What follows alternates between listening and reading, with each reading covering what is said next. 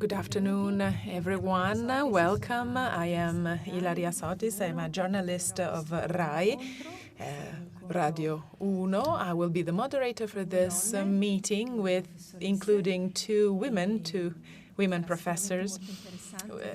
I'm sure it will be very interesting, and we will tackle issues that are very close to us and very current. So, first of all, here with me I have Professor PAOLA Profeta, welcome, who teaches finance sciences at the Università Bocconi in Milan, where she also guides the AXA Research Lab on Gender Equality and the Master of Science in Politics and Policy.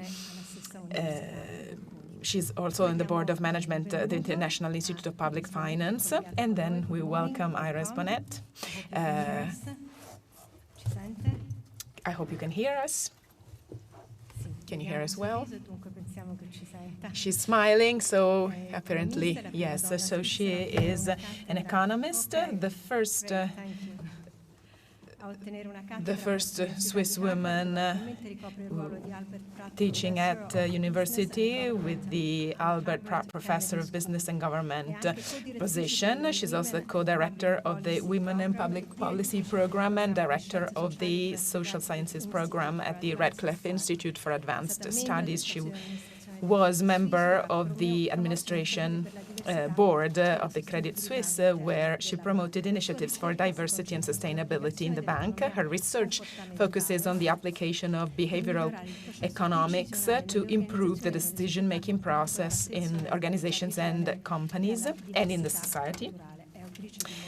She has written many books, particularly What Works, Gender Equality by Design from 2016, and being at Harvard. We all would like to hug her very closely, and we'd really thank you for being with us today. I will be very brief in my introduction because, of course, it will be so much more interesting to hear what our two guests will have to say on DEI, that is, policies on diversity, equality, and inclusion. Professor BOHNET often says that no one is immune from prejudice and bias. On the one hand, this is good news, but it's also bad news, and she will explain why later.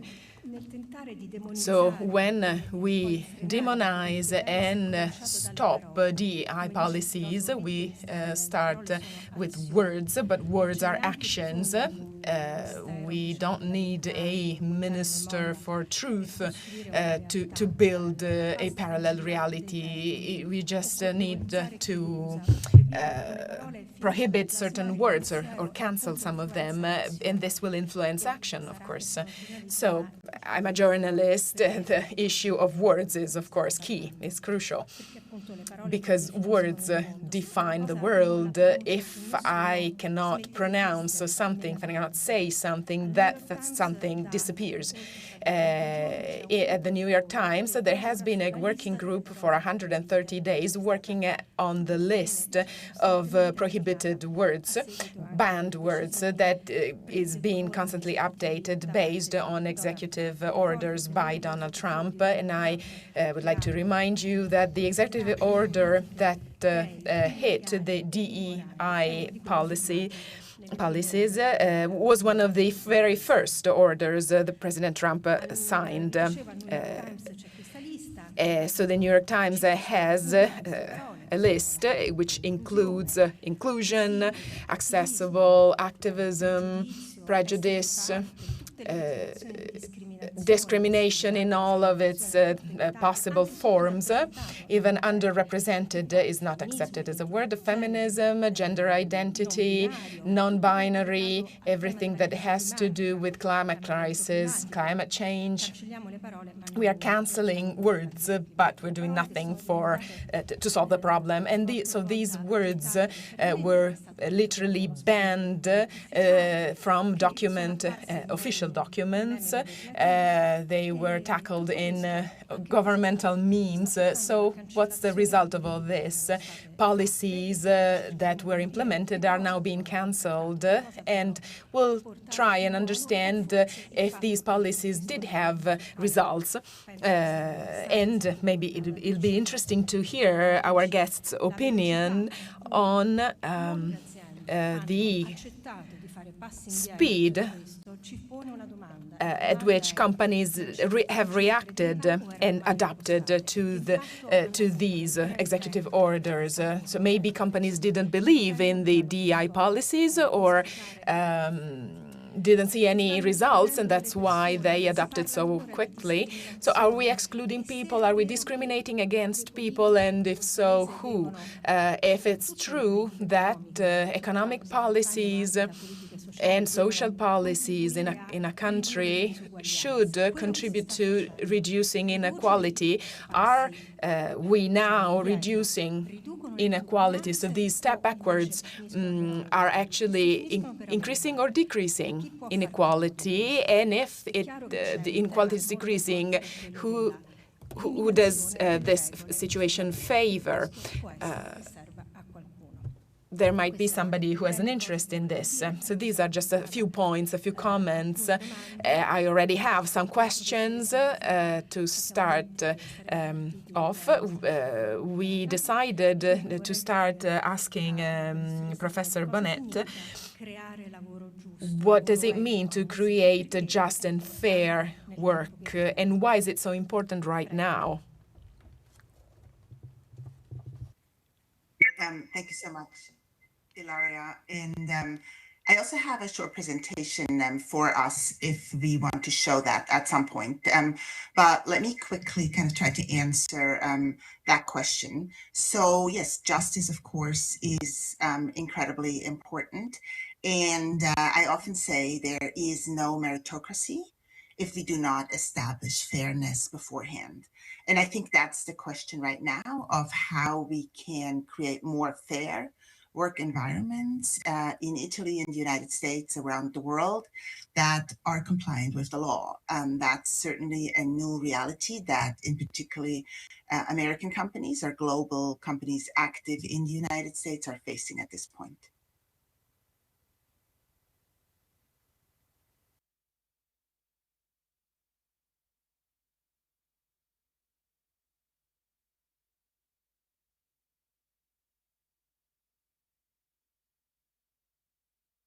Thank you. And I see that my presentation has just come up. So I take this as a cue that maybe I should start by offering a few words, if that's okay. So please just interrupt me if I'm misreading your cues.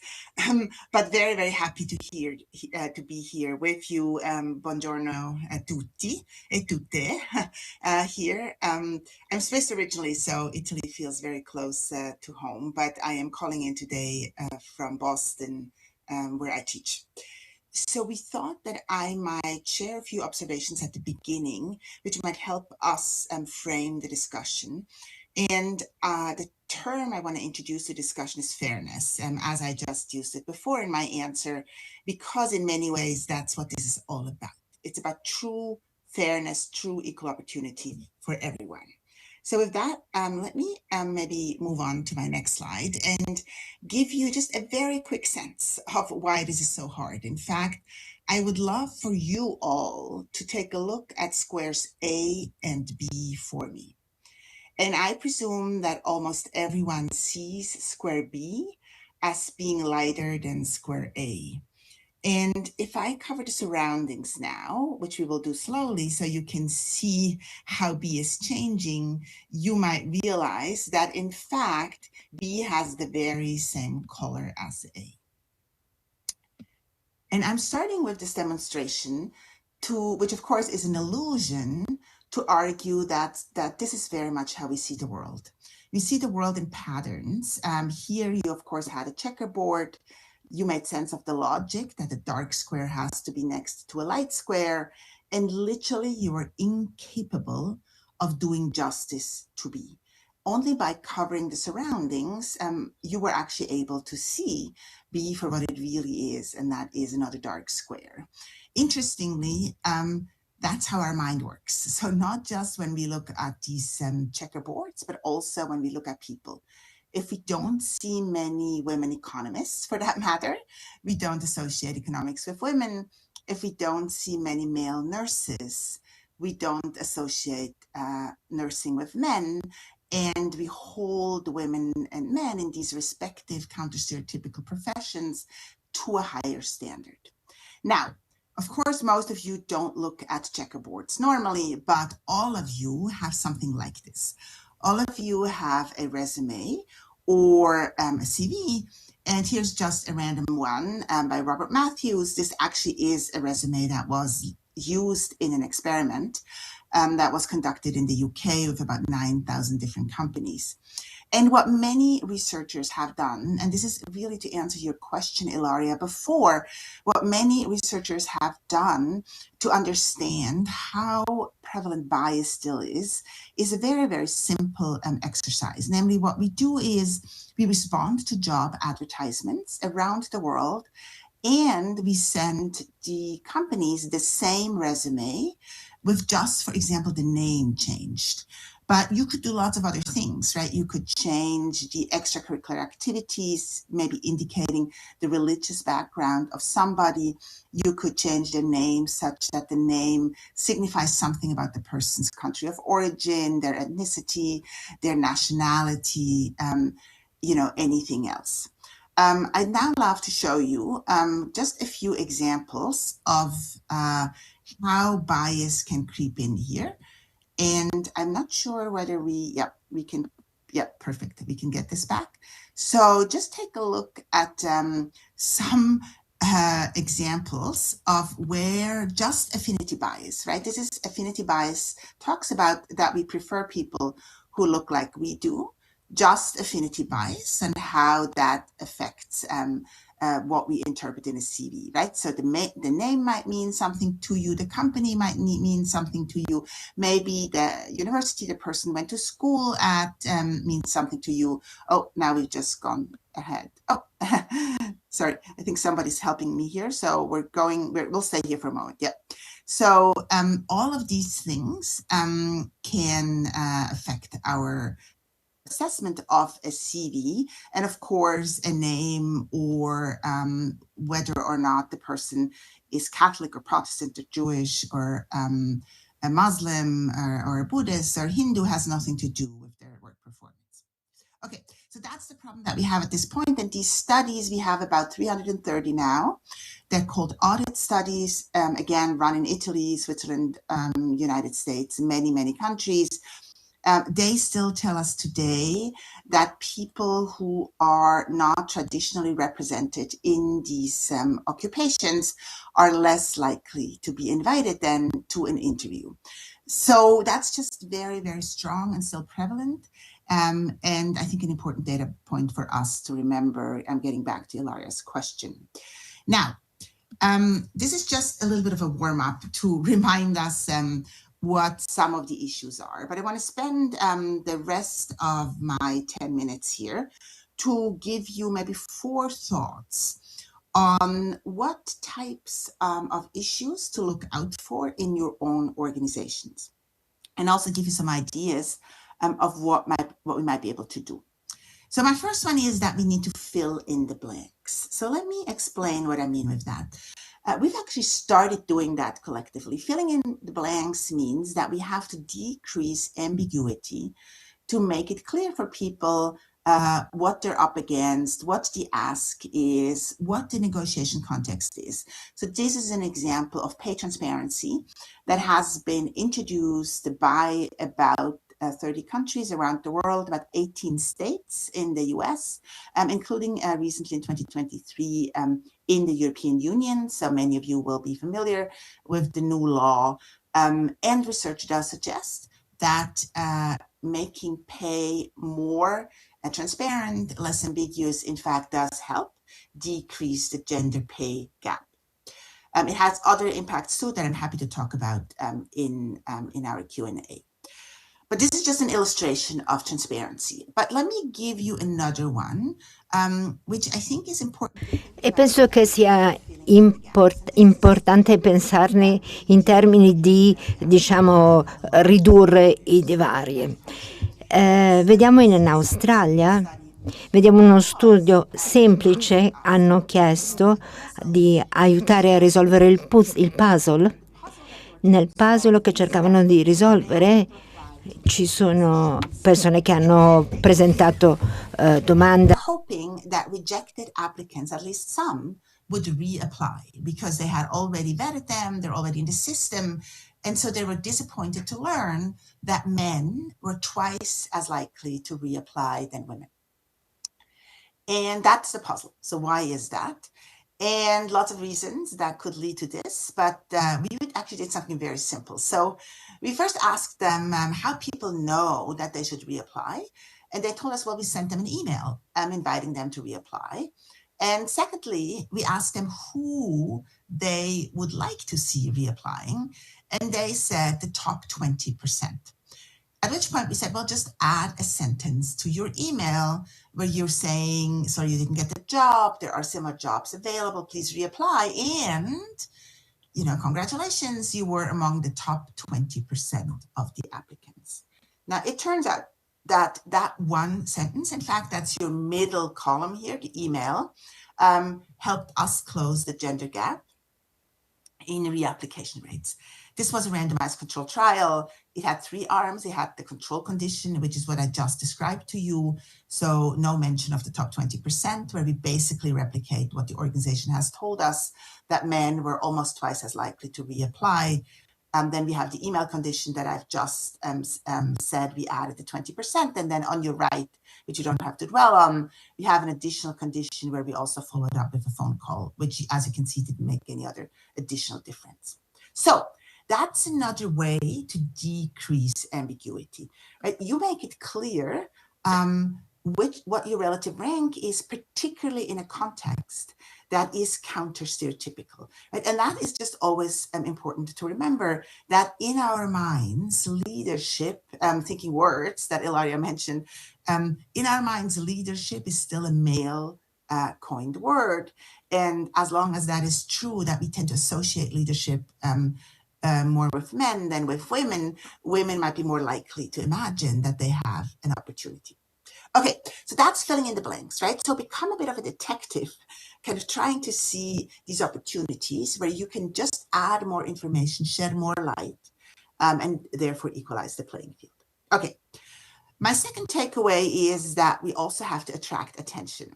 Now, I have a baby here because clearly those of us who have children will recall that once you have a new baby, you don't need somebody to tell you that you have to pay attention. But mostly in our work lives, right, we have 175 things to worry about, and we don't normally pay attention to many things, including to training programs. So my second takeaway for you is to remember that, whatever you do, please do remember that these interventions will only work if they are relevant for the people you are targeting, right? If you do a random training program, let's say on diversity or on compliance or on a new product, whatever it might be, at a random moment in time, and then people will be asked half a year later to remember what they learned, that's just not going to work. And that's, of course, one of the tools that has been used quite a bit, particularly in the Anglo-Saxon world, in the US, the UK, Australia, New Zealand, etc., using kind of diversity training to help us understand the issues and hope that we will develop more empathy for people who are different from ourselves. Now, sadly, the evidence is not encouraging that this is working. So we did actually study just last year that came out earlier this year on diversity training, where we, so to speak, we threw all of behavioral economics that we knew at the design of this program to see whether if we could make it targeted, if we could make it timely, just on one challenge, which in this case was hiring managers, moving people from the long list to the short list and deciding who to invite to an interview. If we could just intervene at that moment, maybe we could make things better. And that's exactly what happened. So that's my second takeaway.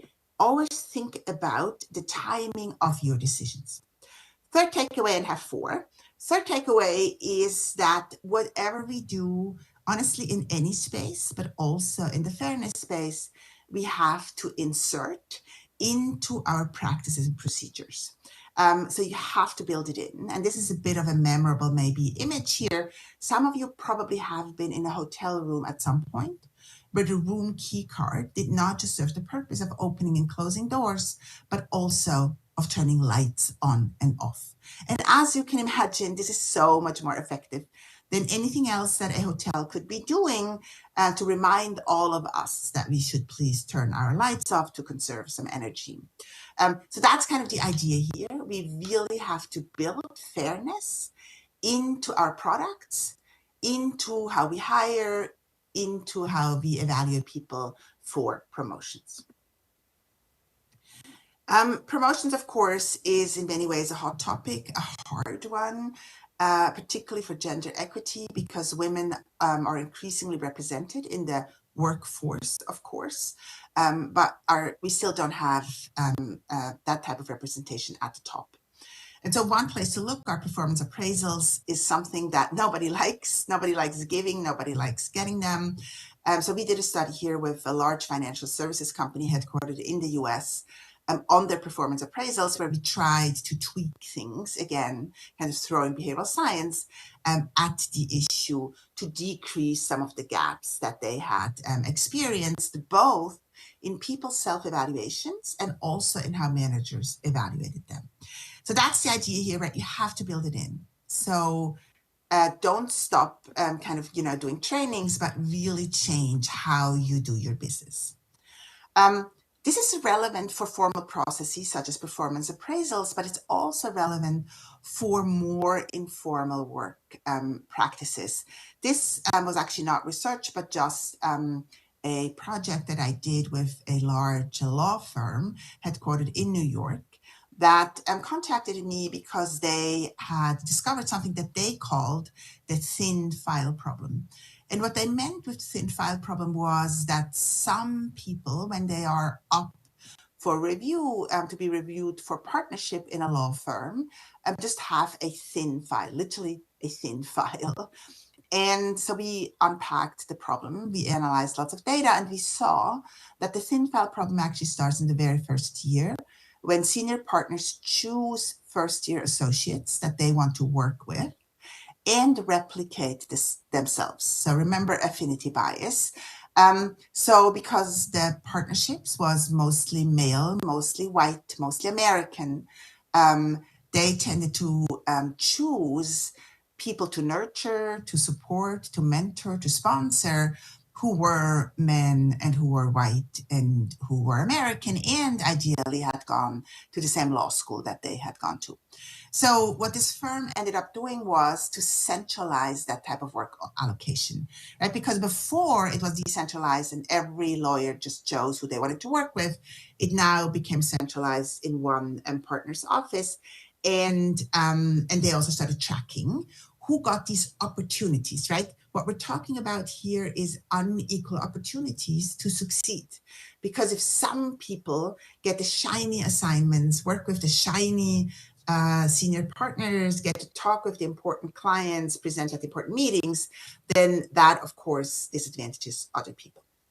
So that's here my third takeaway on really making sure that we insert fairness into what we do.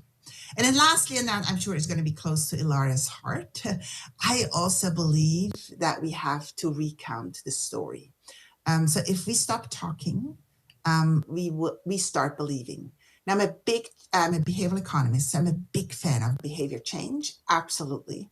But we also have to worry about social norms, right? The unspoken rules of engagement that are relevant for our societies, but also for our companies. And the one study I wanted to talk about here was done at Santander Bank, a Spanish headquartered bank in Spain, which was trying to do the following. They noticed that men, although they had generous parental leave policies, men were not taking up parental leave as much as they were hoping to. And so what the team here did was to benefit from an insight in psychology that says that we often don't actually know what the social norm is. We kind of have some sense of what the thing to do is in our organization, but often these are unspoken rules. It's called pluralistic ignorance. And so what they tried to do was first to understand what do people know and think about a parental leave? Did men in particular think it was acceptable in Santander for men to take parental leave? And it turns out a huge majority, way over 90% of the men were like, sure, we think it's completely acceptable that men take parental leave. And then, that they personally were asked, would you take parental leave if you could? And they, yeah, I also would take it. And then they were asked the third question, what do you think other men are thinking? And then they said, well, no. I mean, only about 60% of men at Santander, 65% precisely, would take parental leave and think it's okay to do so. And so that's an interesting gap, right? You yourself, if everyone thinks it's okay to do, but we think others don't think it's okay to do, we have this interesting psychological problem that not both can be true. So the intervention typically then is that you tell everyone what everyone is thinking. So then you inform people, wow, you were too pessimistic about the world. You thought only 65% of men are in favor of parental leave, and in fact, it's almost 100%. And that's what they did, and they found that it helped them increase take-up of parental leave. So these norms, right, they're important, and we have to make sure that we reinforce them in all of our behaviors, in our language, in what we talk about, what we write about. Finally, I thought I'm going to end with this moment in time. Now, our new book, which is called Make Work Fair, was not written for this moment in time. Of course, you write a book much earlier. You submit the book a year in advance. It just came out earlier this year.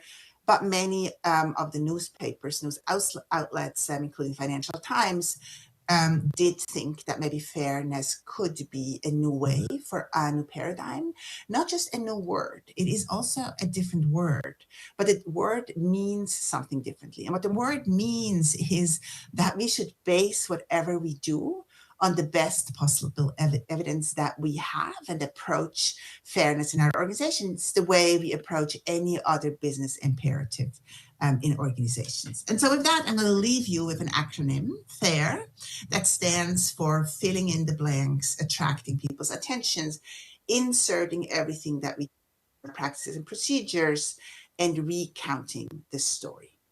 Thank you so much. I'm going to turn it back to the podium.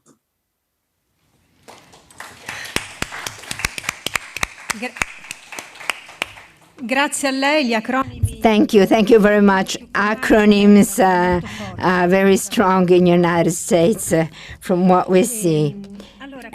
So, Professor Profeta, let's go back to what Professor said. I would like to bring it to the Italian situation and to the situation and the condition of women on the workplace, because she said you have to make a group, otherwise you will not be effective, because it's just one woman in one office. If you're not one woman, not white, if you have special needs, you cannot create a group. So you cannot share your story, you cannot recount the story. It becomes very important. So working conditions in women in Italy is very different than the rest of Europe. We should start from Italy. We have data that our Institute of Analysis that has published recently that I would like to share with you. According to ISTAT, our research institute, there's a true increase of poverty of single women with one child, because they're very vulnerable, and their child often is below 16 years old, is up to 41%, and it goes down. We're talking about single parent family. And when the parent is a father, it goes down to 21%. So within all the unfairness, all the differences, I think that this should be added to those numbers that we know very well. That's women's occupation that is lower, that has a lower quality. There's a consequence. There's a lot of gender gap, including in retirement plans. So do we need DEI policies? Thank you. Thank you for this confrontation. To stay with us today for this conversation online.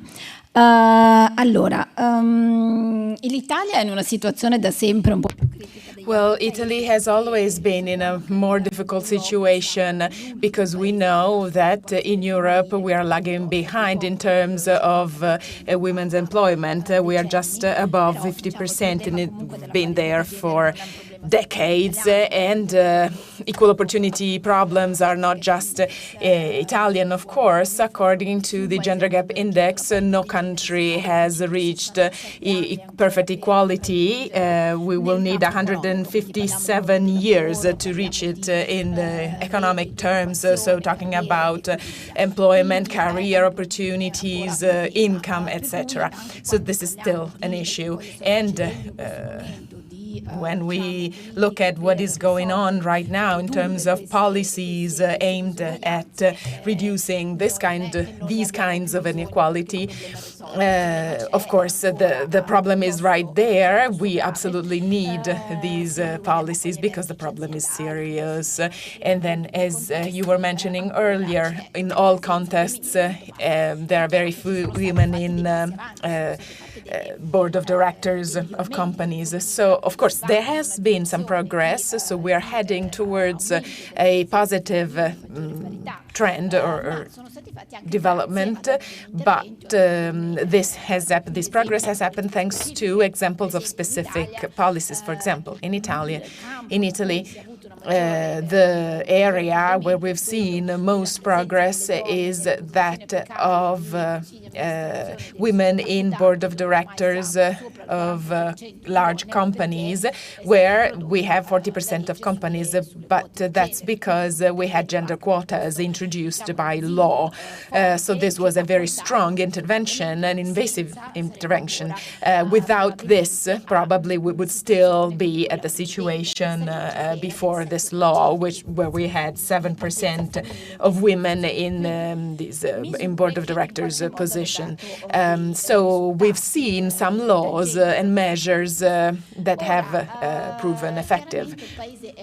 Of course, the country is still lagging behind, is not able yet to take advantage fully of female potential. So we've always tried and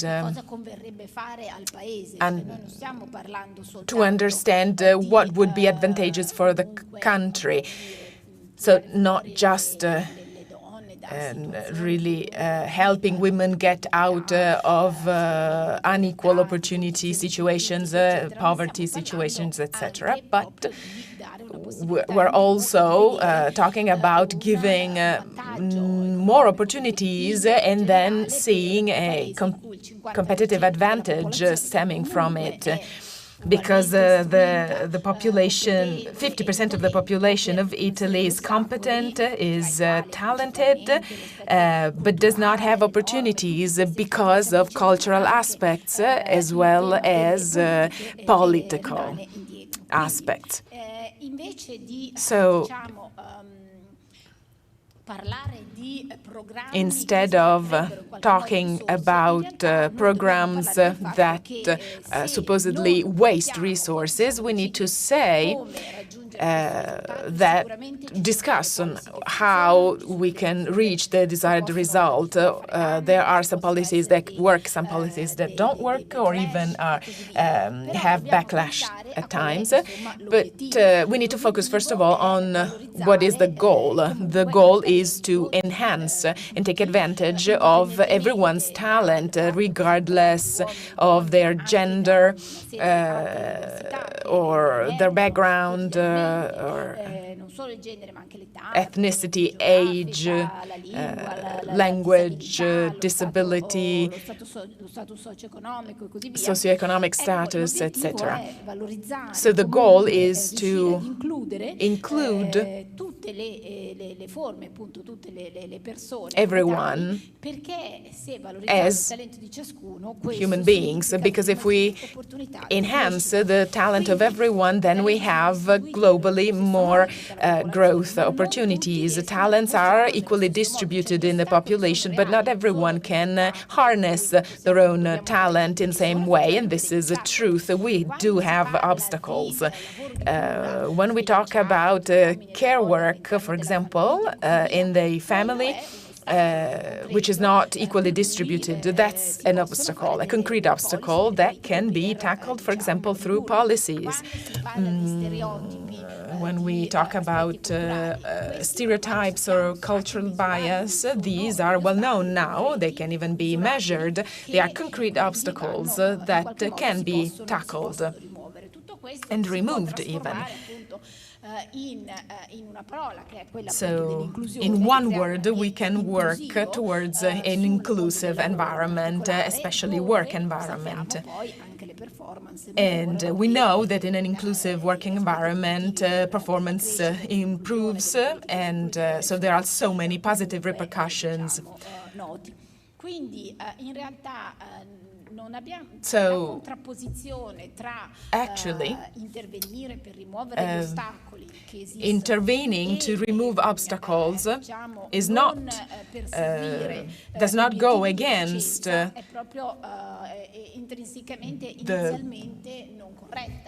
goal of pursuing efficiency, because in an ideal world where there are no barriers, no obstacles, and equal opportunities for everyone,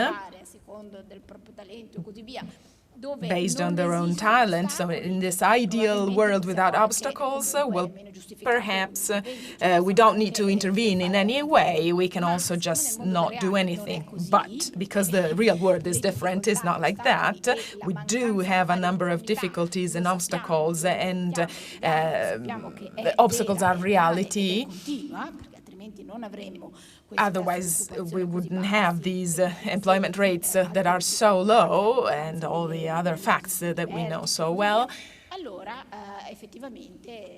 Because reality is this way, then we absolutely need policies and interventions. Of course, the point is the starting point. Of course, deciding how to intervene and organize interventions can be discussed. Of course, we've seen many programs and interventions that haven't been effective. Even in large companies in Italy, we've been discussing about pinkwashing. So programs or initiatives that apparently intervened but actually didn't. So there was no change because, like Professor Bonnet was saying, we need to include all of this reasoning, of this theory in the organization as a whole. But that's much more difficult to do, of course. We shouldn't demonize initiatives in favor of DEI, of course, because if we do that, we will surely not find a better solution. Well, Professor Profeta says things that we've also seen in the US. So companies that have believed in DEI programs and applied them, they have reached results. But either these results weren't so strong, or after the executive order by President Trump, they decided to quickly abandon them. So now the question for Professor Bonnet is the following.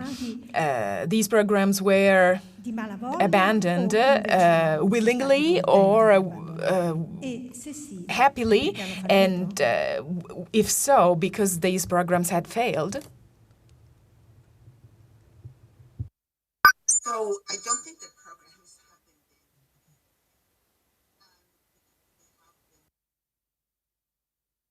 so right. There's always many reasons why we might just discontinue doing what we have been doing beforehand, and there are the right reasons and the wrong reasons. So in my playbook, I'm an economist, of course, and I have to be guided by evidence, by data. The right reason to discontinue doing something is if it's not working, right?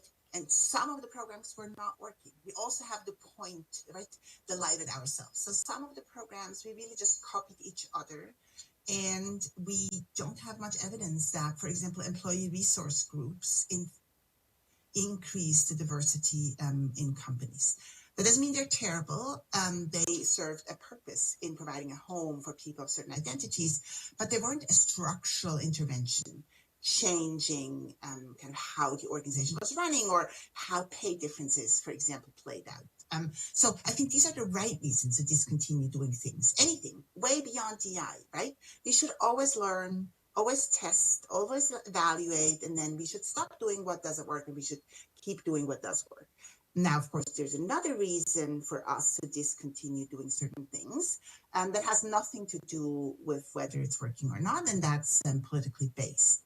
Now, what I tell organizations really around the world, but in particular in the United States, or organizations that are active in the United States, don't give up your values. Right? This is something very different. If you want to get to here, let's say that's your goal, your value, then there are lots of tools, lots and lots of tools that are collective toolbox.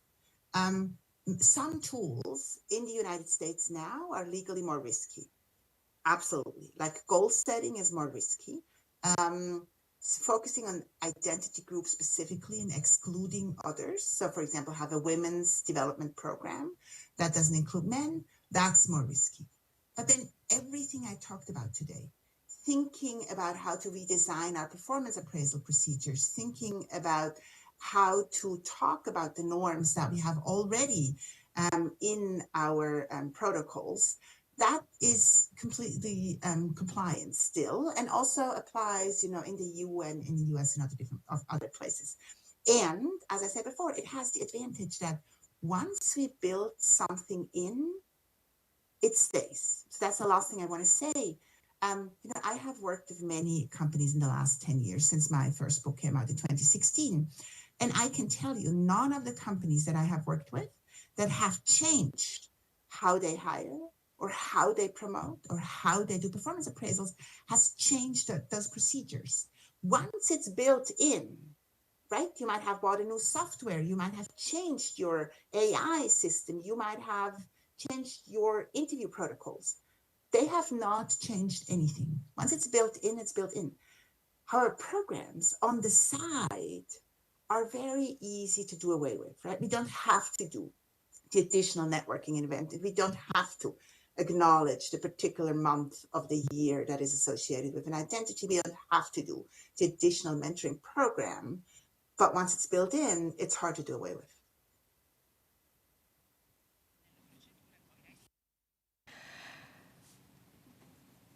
Allora, Okay, I will try to recap because I know that the sound was not very good. I listened to the translation, so I will recap what she said. She said that there was a problem inside HR departments, especially there the DEI didn't work well. Some companies have made these choices for political reasons, and others that really didn't get the idea of DEI. So some choices may be risky for companies now. Which choices? For example, choices concerning inclusion for women, for disabled people, it can be risky. So after some changes haven't been applied, especially as regards new technologies, some changes haven't been made. And what she says is that the best way to act as regards this is not doing networking intervention. You don't need to appoint the best mom of the month, but you have to build into work within the mechanism. I hope I resumed well. I hope this is, I catch the idea. So I would like to keep on talking about companies and about corporations. We have many corporations in companies in Europe that are also corporations that work with the United States. Some of them have problems because they have the order of removing the DEI policies. A letter that was sent by the American embassy in Paris, they said they had to stop discontinue any agreement that had with those companies who apply these policies.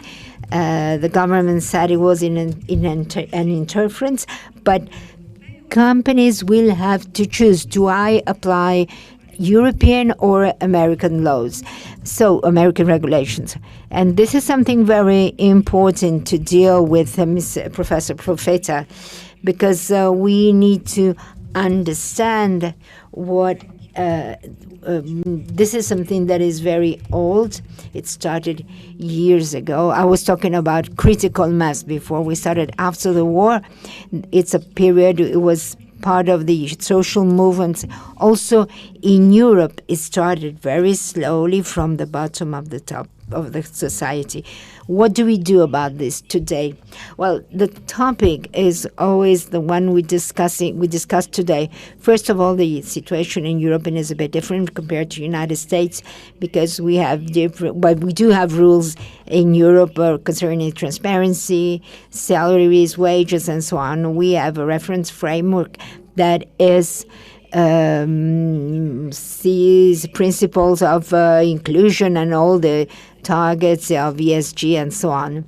And they are different than those in the United States. But what we can see now is that companies, regardless of this, the companies that are interested will continue.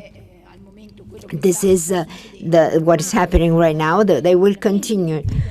Those who truly believe in these principles, the importance of obtaining a certain results, they will continue doing it, and they will continue having initiatives to build a corporate culture within their organizations that is favorable to equal opportunities.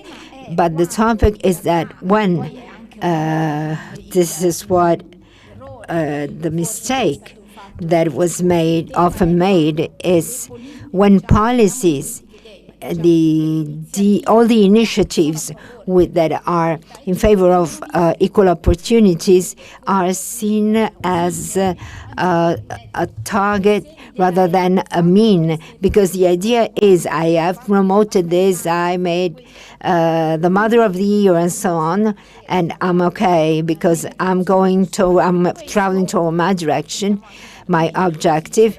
I mean, these things are unnecessary. We can do without them, without many consequences. But on the other way, if this is a mean that we have a number of initiatives, the one we were talking about before the intervention that Professor BOHNET said before about the Santander Bank, these are it's not a DEI policy. These are simply initiatives that can truly help the company take a step forward and increase the involvement of fathers and men, and to somehow move these unbalanced balances that are still there.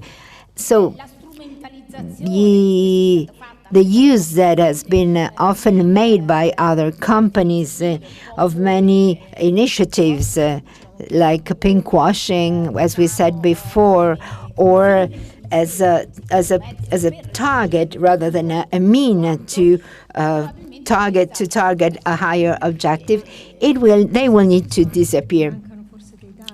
But this happens because we're missing certain data. Yes, we need to.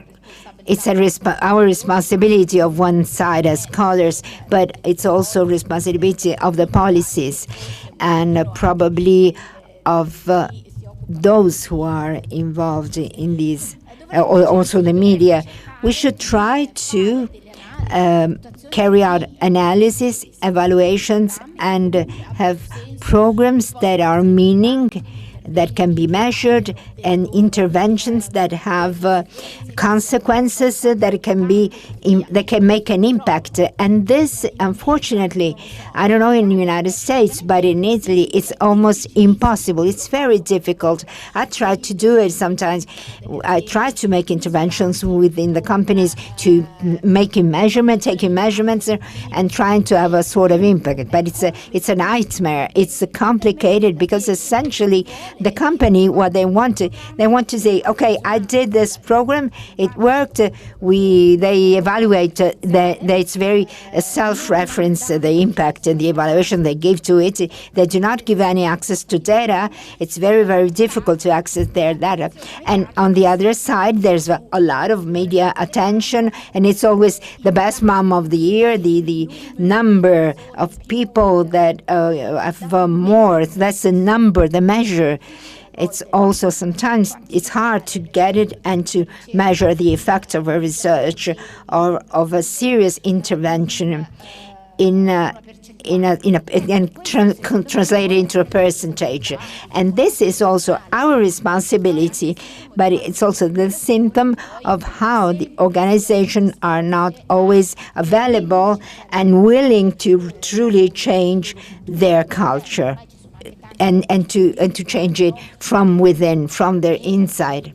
There are different studies that have been carried out that really try to measure the corporate culture of many companies, because it's there that the process needs to be changed. And this is what truly involves HR. One last question for Mrs. BOHNET. To taking advantage of your role to Harvard. And then I would leave, after these two quick questions, I would leave the floor for Q&A. And we want to leave space to the new generations of the world. So how are American universities behaving compared to DEI policies, and especially the one you are saying you are working at? So I think every university, including the one that I'm at, of course, has to comply with the law. And that's what Harvard is doing. But many of the demands right now have go beyond the law. And that's why we see things being played out in the court. And that's sadly where Harvard University is at this moment.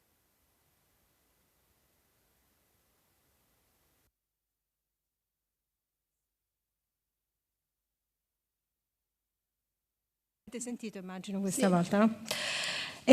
Professoressa Profeta, lei insegna a Boccone. Professor Profeta, you teach in Boccone. How did you see it change? No, no. I am just a role of protector of diversity and inclusion. So it's not illegal. I'm not illegal. but I think I will continue with all the initiatives. I've always had an approach, a moderate approach. I don't know how to, quite open, let's say. So I think that we will continue what we have been trying to do to get into processes and mechanisms of the organization. We've never made big statements that were not kept. Yes, once I've seen changes. I've seen changes, little changes through time since when I joined the university, and I hope this is how it will continue. So we have 10 minutes as maximum. Let's see if there's any questions from the... Okay, we have a mic. Maybe just say your name, if you're students, your role, what you do. My name is Mariama Bonina. I'm not a student. For 20 years, we have been talking about these policies. We have had several branches of corporations. There was a company that 20 years ago was applying these policies like parental leaves for fathers, but it was could only be applied to married fathers. So they were giving this time to spend, this possibility to spend time with the newborn. But in addition to these policies that were very based on a majority of cases, a few years ago at state level, we're discussing of 3 months of parental leave and create a sort of constraint for the man, so that it would be considered that the value, so that the family care was the responsibility for both was a responsibility for both parents, and how in this sense a change would affect, how the change would affect families in this sense. Another question? Okay, thank you for both of you. My question is open for both of you as well. And so we have discussed like how the culture of the firms often do not change, like it's a problem of culture. So what is the role of, for example, gender quotas or other active policies in this term? Like what is the effect that an active policy made from a national level, from a macro level? What is the mechanism that changed the culture and the attitude at a micro level in the firms? C'è un'altra domanda? Allora io direi che Well, I think we will answer both questions if you agree. Well, as regards the policies in companies, paternal leave and so on, I think it's very more connected to the welfare system of the Italian welfare system that also allows for generous maternity leaves. The idea is to balance this also for a similar period to fathers, not to create a constraint for fathers. The idea is to normalize maternity, which is often seen as a big obstacle just for mothers. So if it's a family event, because when a new child is born, we're trying to bring this within something that the company will manage the absence. The company will have to manage the absence of the mother and of the father. So it's not an obstacle for those who don't have it. I think it's a way of reducing the cost associated to maternity that for some reason is associated to maternity and not to paternity, and this will affect females' careers. So companies that are going on these two directions also have a system and they have a culture. They are more friendly in organizing the work. Well, let's think about flexibility in time, in space, remote working, flexible working, works that do not necessarily require to stay, as in Italy, you have to work late at night, and you have to stay in the office. It can be organized in different ways. There are a lot of things that companies, from a cultural and organizational point of view, can improve. So I would see this in this direction, to change the paradigm, not to balance a positive and negative aspect. Yes, this is very important. I think that at the moment what we have in terms of studies related to the introduction of gender quotas, I have worked a lot on gender quotas, but they turn out to be very, quite significant in increasing the share of women in top positions, and also enriching like the qualification of the representatives. So not only women but also men, especially when they are introduced in non-balanced initial situations. But we do not have evidence that with quotas we change the culture and that this go down to the other levels of managerial positions, etc. Quotas typically are at the very top of the organization. It's very difficult that we have evidence about changing the culture. The culture has to change. So, and somehow it would be good or easy, because suppose that because of the quota you have changed everything and you have, finished and you have reached your results. That would be very easy, okay? But unfortunately, it's not so easy, because the culture needs much more interventions and more people have to feel also engaged in this type of changes in order to have a real change of the culture of the firm. It's not so easy. I always say that quotas may be useful because when the initial equilibrium is completely unfair or let's say unbalanced, then especially in some countries where if you don't have an enforcement, nothing changes.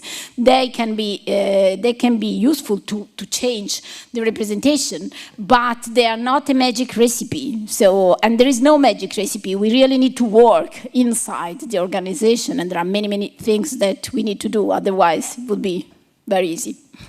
Grazie, professoressa Profeta. Professoressa Bonetti. Thank you, Professor Bonnet. It's your turn to reply to these two questions.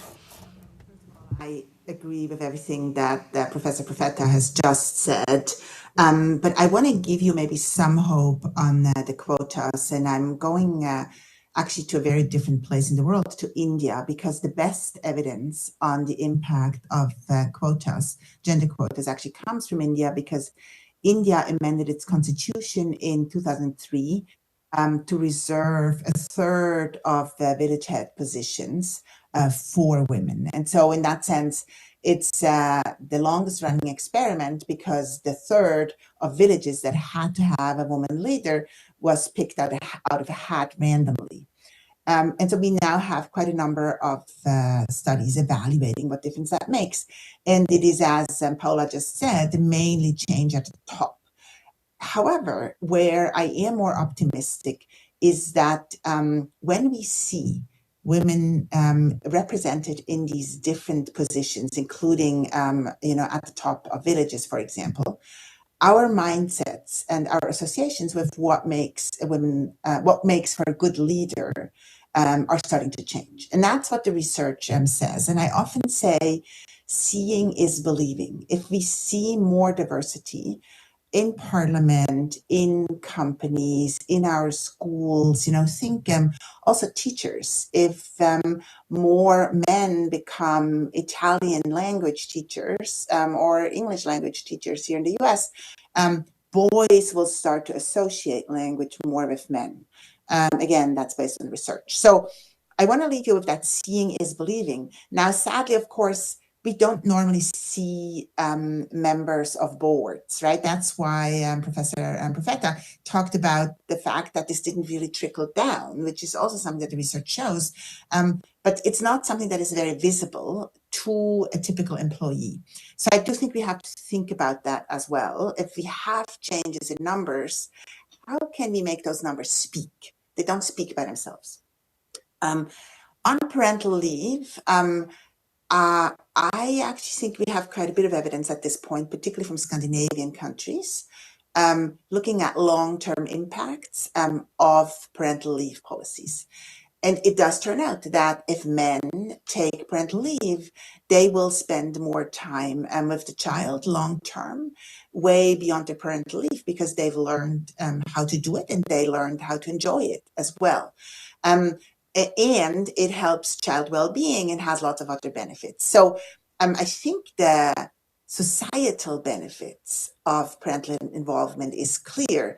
Now, it's also clear to me, by the way, something Ilaria said before, many children live in single parent households, often headed by the mother, but sometimes headed by the father. So having both parents available obviously is not often a choice and not the only choice. I'm not trying to suggest that at all. But in the US, I mean, we now have parental leave. We don't have really parental leave, as you know. We're the only developed country that actually doesn't have a national parental leave policy. But at universities, including at mine, so organizations can introduce their own parental leave policies, and we do. And ours is not linked to whether somebody's married. It's also not linked to whether you are the natural birth parent. So the same applies to adopted children. However, the last thing I'm going to say is actually, so these policies are very important, no question. However, we also have to worry about take up. And that's why the Santander study is important. Japan, not many people know this. Japan has one of the lowest birth rates, and I know it's very low in Italy as well. But Japan has long been the leader in the low birth rate together with Korea. They have incredibly generous parental leave policies, incredibly generous, among the most generous in the world. But only 7% of the men take it up. And so we really have to think about the social norms that hold people back, that don't allow people to take advantage of the opportunities that are given. And so for me, that's a bit the frontier of the research discussion right now on parental leave policies is, A, do we have them? What do they look like, of course? And then, but secondly, importantly, how can we create mechanisms to motivate men in particular to take them up? And again, we can look at Scandinavian countries, which have had this challenge as well. And so they've created real incentives for men and women, importantly, to want their partners to take parental leave. And that's probably the next stage that we have to think about. Thank you very much. Thank you really very much. Sì, abbiamo finito. Yes, our time is up. Thank you very much for these last two questions with very complex answers. Thank you to our two guests, and see you soon. Thank you all. Thank you, Professor Profeta and Professor BOHNET. Thank you.